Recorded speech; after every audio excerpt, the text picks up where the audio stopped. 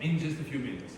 So, this presentation is regarding some transports we've done to Morocco, and it all started with this beautiful man. Where is he? Our friend Philippe de la Caz. Yeah, excellent. And this was one of those really big orders. Excuse me a second. So nice. Okay. One of those really big orders that went on forever and forever and forever, like forever. Notice the date up there, 2018. This is when we started planning things. Really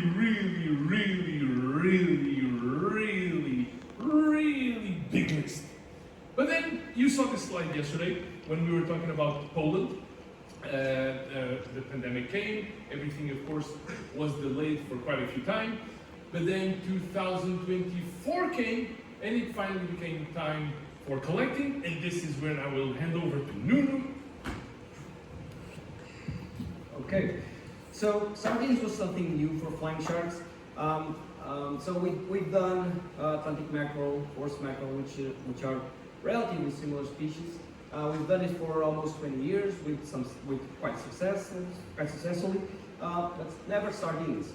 I had a chance to work with these species during my time at Oceanarium, and I knew that this was a species that was way more sensitive than any of the mackerel species. So the operation took place in Peniche, where we had this help with this Persiner fisherman, and basically the operation doesn't the collection itself is not much different from the collecting mackerel. So we didn't have. Again, we didn't have time to take pictures during the collection, but this is pretty much the same thing as we do for the mackerel. So there's a smaller support boat with 2 or 3 people that basically scoops the fish from the net once it's hauled. And we always use plastic bags, so we never touch the animals. And once we have the animals in the bags, we just hand them over to the people on the main boat, and they put them in the transport tank.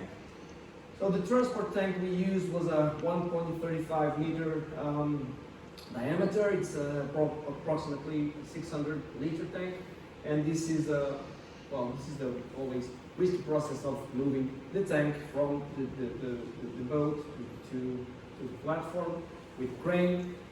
And the good thing, we've done this twice. So 2 operations, each of them targeting 300 individuals. We had no mortalities during collection, no mortalities during transport, but it was a very short transport. We were very lucky with the fishermen. It was kind enough to, once we have our animals, he accepted coming back to shore immediately. So it was about an hour from shore, so we were very quick transport. Once on shore, it was just a matter of putting the tank inside the van and driving for 3 minutes to our holding station. It's immediately start acclimation. So it's a very short process, and we're sure that this made a very positive impact in the success of these operations. Here you can see the boss, hands in his pockets as usual. Away. Here we are, acclimating the fish.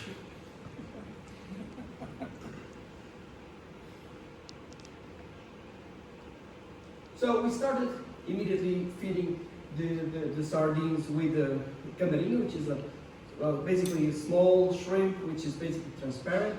It's it's zooplankton, and we noticed that it didn't work very well. The sardines were not very attracted to the. Of course, they just got to the tank, but they were not really interested in the shrimp.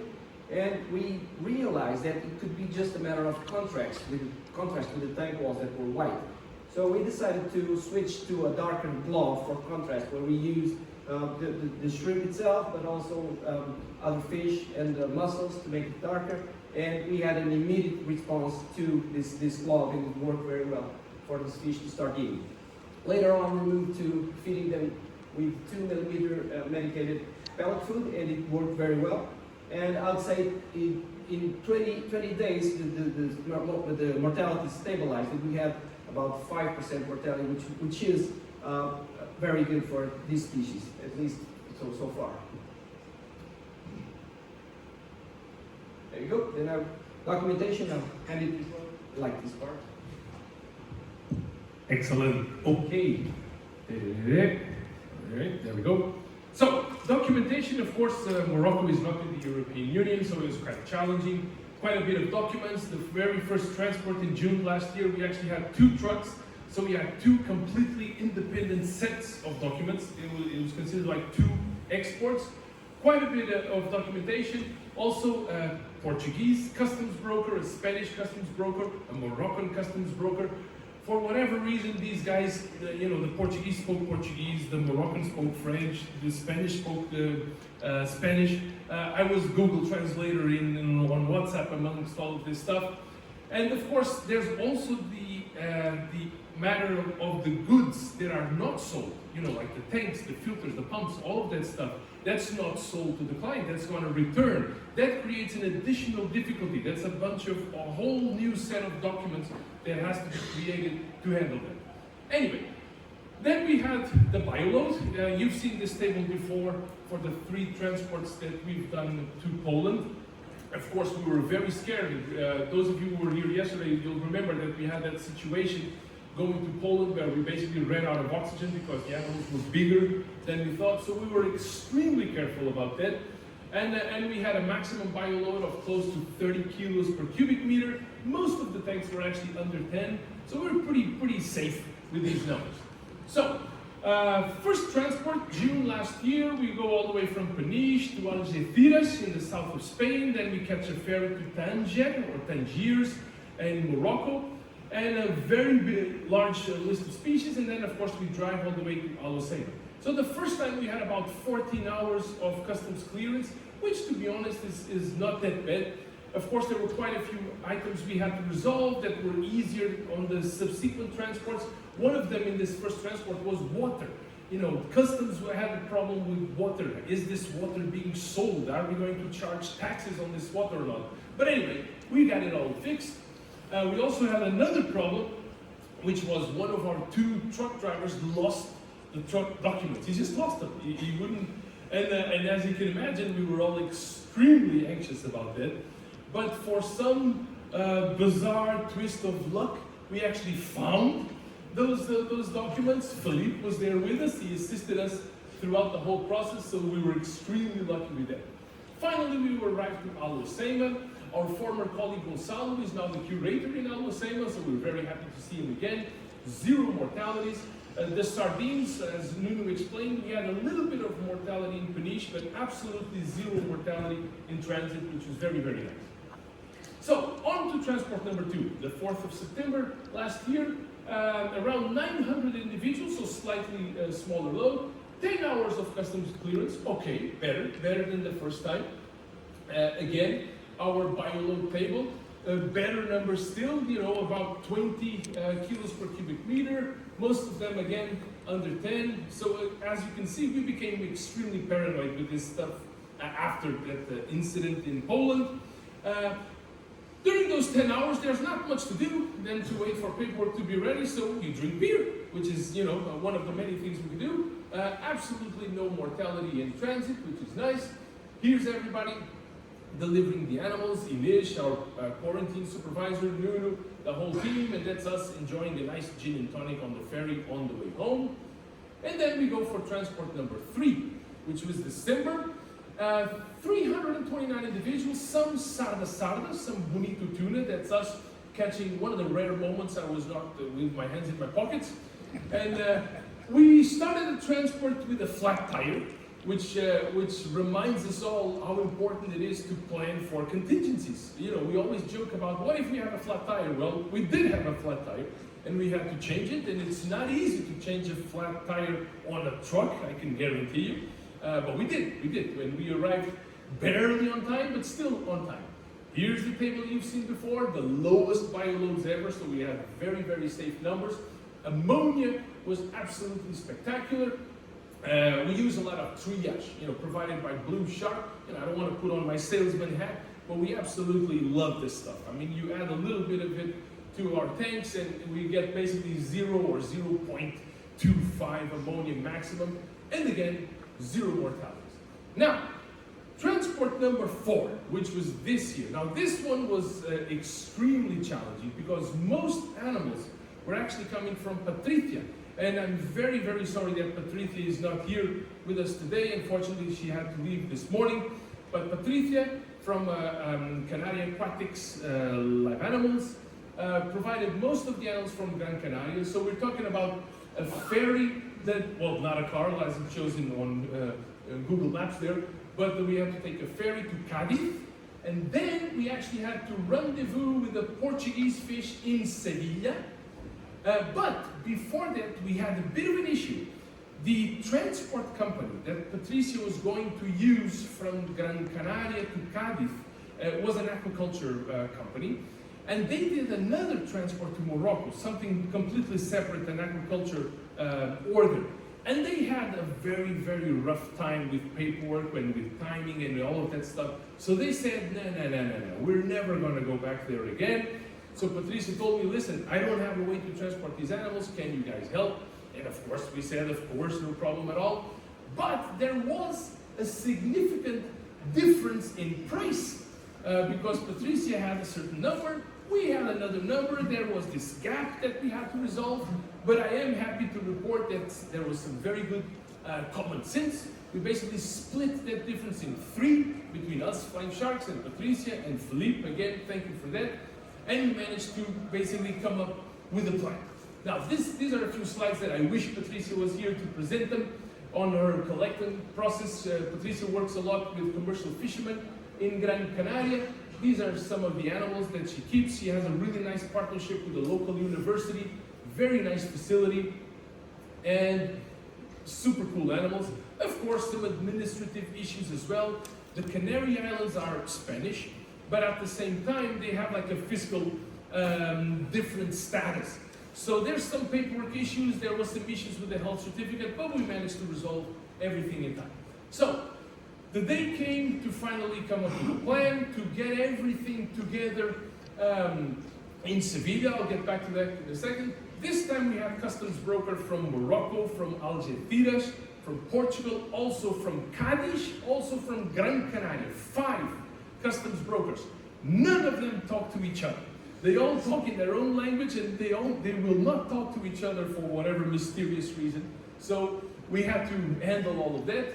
Again, the table you've seen before, very reasonable bioloads. And we had to spend the weekend in Sevilla because the ferry arrived from Gran Canaria on a Friday, and we could not move the animals to Morocco on a weekend. So we had to wait for Monday to catch the ferry to Morocco, which we knew. So we had to spend the weekend there. But there were 47 degrees Celsius in Sevilla, and I will take this time to thank Javier, who I believe is down in the, thank you so much, Javier, who basically hosted us during the weekend, provided water and anything we needed, pizza for the guys. So we had a really good time in Sevilla, and at this point, I will hand over to Rui, because finally we have the almighty mobile station that came from Rui's big brain. Well, fortunately, our brand new mobile station was ready in time for this 4th and last transport. Many of you, most of you already know about this project from previous presentations, and actually some of you already had a chance to see it live. So 2 years of planning, 4 very long years to execute. We had some quite big challenge during the execution of this project. We had COVID, then we had the war in Ukraine that increased all the prices of the materials. One partner that went bankrupt. Well, it's a long way. So once we managed to finish the project, so it's a 40-foot reefer container that is able to be moved by ship and by road. 4 tanks, a total of 14 cubic meters of water. LSS that is capable of up to 5 times turnover. Temperature control, this is super important. We are using a heavy-duty cooling system that is able to deal with extreme conditions, and also lighting control. We have a very interesting system, automatic system that allows us to set the photo period and automatically switch to red light during night. So this is, we have to run the unit, we have two very powerful generators. This is very important, they are low RPM generators, continuous power rating. So if you are using a generator for a long period, you need to use a generator that is able to keep running this for long periods. So that's why I use these continuous power generators.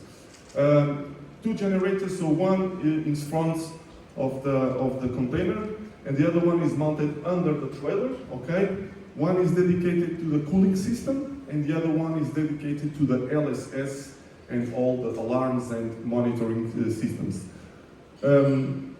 Well, it's very important we found that it was very important to have a generator dedicated just to the LSS, because we really like to have stable energy, stable power supply, so we can do the fine tuning on all our filtration system. Well, we put some big efforts on choosing the right filtration system. We ended up choosing pressurized bag filters and also pressurized activated carbon filters from Sagarmac, TMC protein skimmers, and Ultra Aqua UVs. So we choose bag filters because for two reasons. It's easy to play with the microbes, so it's easy to change use different filters with different microns. And on the other side, it's very important because you can fold these filters, and so and they use just little space, so you can bring as much filters as you want and replace them whenever you need. So this is very important. So the system is designed to work in a very efficient way and quick remove all the organic matter. Okay, so dissolved organic matter and particulate organic matter of all sizes. We ended up choosing abyss pumps because on transportation it's very, very important to adjust your LSS to the fish species, to their metabolism, to bioloads, and we are always adjusting the system. And so we needed a pump that could guarantee us that. That's why we choose abyss pumps, so we can do a really fine tuning on the LSS and improve the performance of the LSS. And yes, of course, because they are powerful, they are reliable, and that's, Alex, you owe me some beers. Well, the system is controlled by this HMI, human machine interface, so we can control everything inside the container, okay? Locally or remotely, so water quality, LSS status, alarms, etc. Water oxygenation, we have 4 systems to guarantee water oxygenation. So they are all independent. So we have an O2 system, we have air and enriched air with O2, which allow us to save oxygen. And in case of total power failure, we have an emergency oxygen system that activates automatically. It doesn't need energy, so it's a mechanic system, and can guarantee oxygenation up to 30 hours.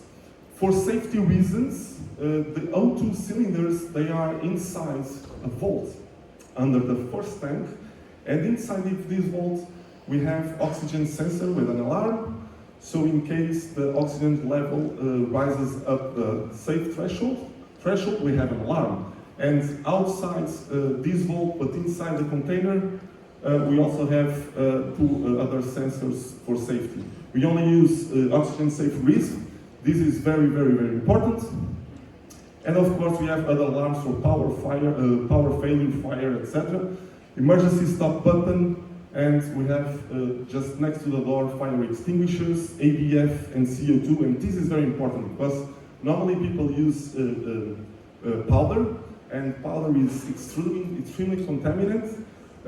We use ABF for solid materials fires and CO2 for electrical material fires.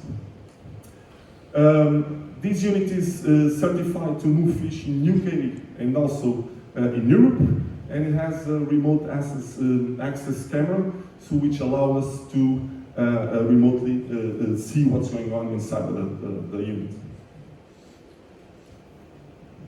Okay, thank you so much, Rui. Steve, I know we're running late, and I'll speed it up as fast as possible. So, I just gotta say, I'm absolutely in awe. The first time I looked at this container, after so many years of planning, really, it all came from Rui's big brain, so please pick his brain. No point in talking to mine. And I'll just finish off really quick. So, one thing we've done for the first time with this transport is we have a maintenance guy now, which is something that we didn't before. It was always biologists. And now we actually take our maintenance guy with us in transport.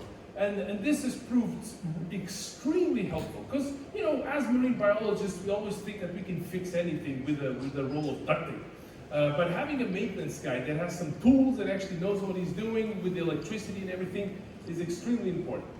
And then there's some more administrative issues because of the temporary export from Gran Canaria to Spain and then to Morocco. Patricia put down a deposit for 17,000 euros that the government would give her back.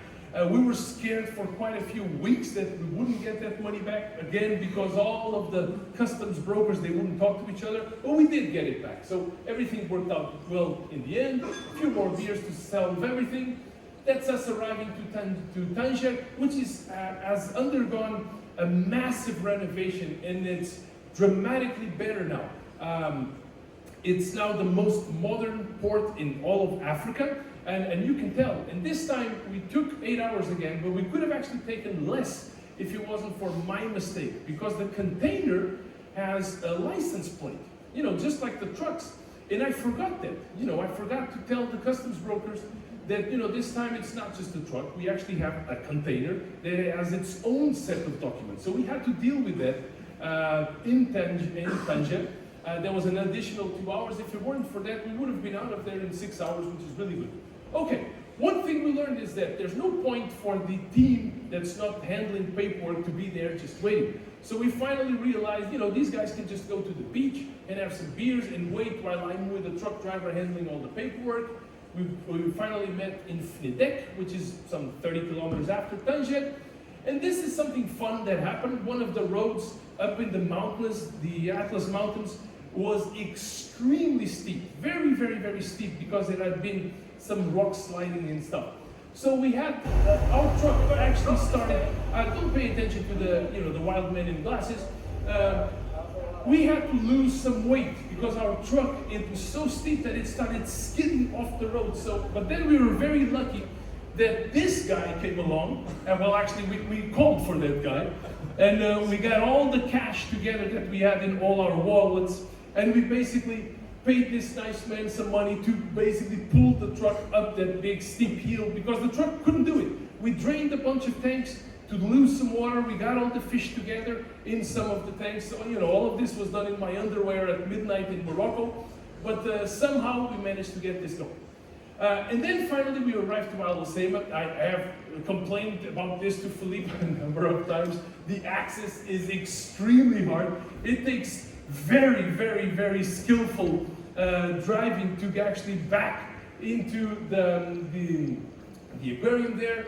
Finally, time to offload all the fish. You know, we talk a lot about logistics, a lot about pumps, trucks, boats, and everything. Very rarely do we actually show fish in our presentations. I realize that, but that's us actually moving some fish at some point with Patricia and her team. And after, you know, at 4 a.m., everybody's dead tired, but we still have to organize all the equipment, put it all together, and finally enjoy that wonderful gin and tonic on the ferry back to Spain after all was said and done. We managed to get a 45-minute snooze after the whole thing before we could drive home in Spain. These are some take-home messages. I'm not going to go through all of them. Needless to say, safety, communication, you know, the usual. I realize we ran out of time. already. I will add this little detail. This is a friend of ours from the United States who joined us for this transport. Some weeks before, I told them, listen, I will drop you off at 4 a.m. on June 4th after the transport. This is weeks before. And I dropped him off at the airport at 3:59. Now, I do know that we're late, but Steve, if you guys wouldn't mind, I know we're late, and I'm so sorry, and I will pay everybody extra drinks tonight. If you had like a minute, I could show you this last surprise. Is that okay? You have to get permission from Hugo. Okay. There's going to be a civil war in Portugal here. Okay. I am so sorry. I know we ran really late, but is that okay? Do you guys mind if I show you a 1-minute surprise? Is that cool? Can I ask our friend in the back to play that video that's on the desktop? We can take this down and just play the video that says João Correia. We added it to the desktop earlier. Okay? And that's it. This is a promotional video that Nuno prepared. It all started in 2019 with a sketch, and now we have a station that can go to the other side of the world.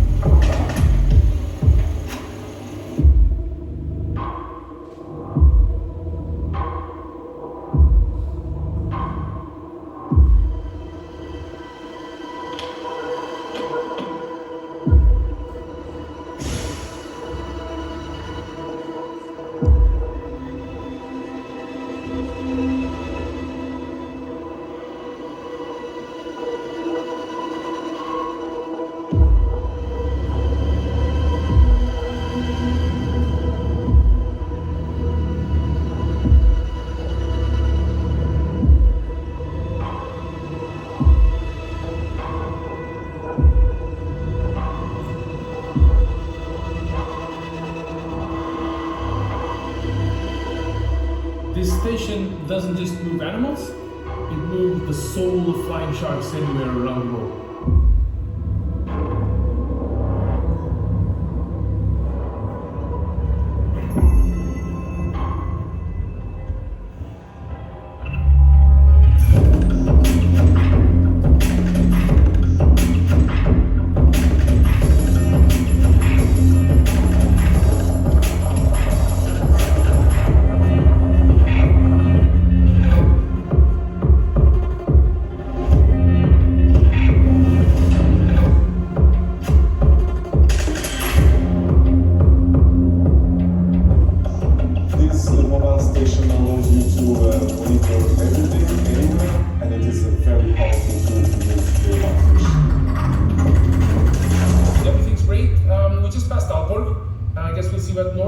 In about 30 minutes.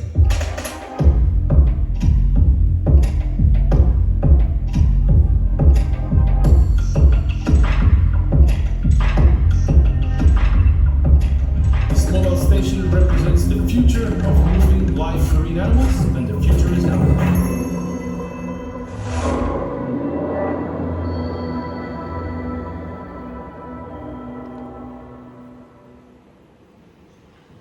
Thank you so much, everybody. And I'm sorry for the time. Hugo, I am clearly not the man I used to be.